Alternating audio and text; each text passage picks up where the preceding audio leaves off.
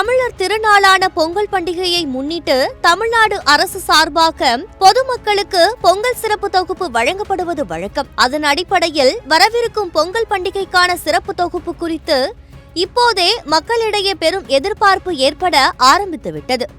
Ration அட்டைதாரர்களுக்கு இலவச பொங்கல் சிறப்பு தொகுப்பு வழங்கப்படும் நடைமுறைதான் மக்களின் இந்த ஆர்வத்துக்கு காரணமாக இருக்கிறது.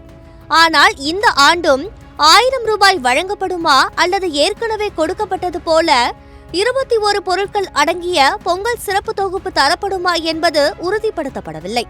இந்நிலையில் பொங்கல் மளிகை தொகுப்பில் இடம்பெறும் பொருட்களை கூட்டுறவு சங்கங்களிடமிருந்து வாங்க உத்தரவிடப்பட்டுள்ளதாக தகவல் ஒன்று தற்போது வெளியாகியுள்ளது.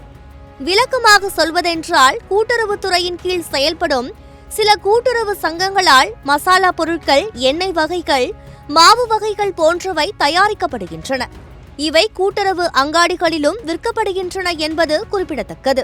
அந்த வகையில் பொங்கல் பண்டிகையை முன்னிட்டு கூட்டுறவு அங்காடிகளில் 199 ரூபாய், 499 ரூபாய், 999 ரூபாய் மதிப்புள்ள மளிகை தொகுப்புகள் விற்பனையாக உள்ளன.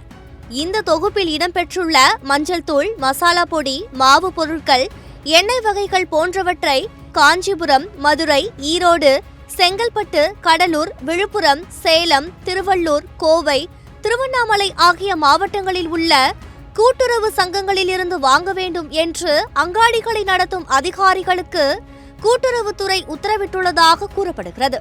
அது மட்டுமல்லாமல் உணவுத்துறையின் கீழ் செயல்படும் நுகர்பொருள் வாணிப கழகமும் அமுதம் அங்காடிகளில் பொங்கல் மளிகை தொகுப்பை விற்க உள்ளதாக ஒரு தகவல் வெளிவந்துள்ளது.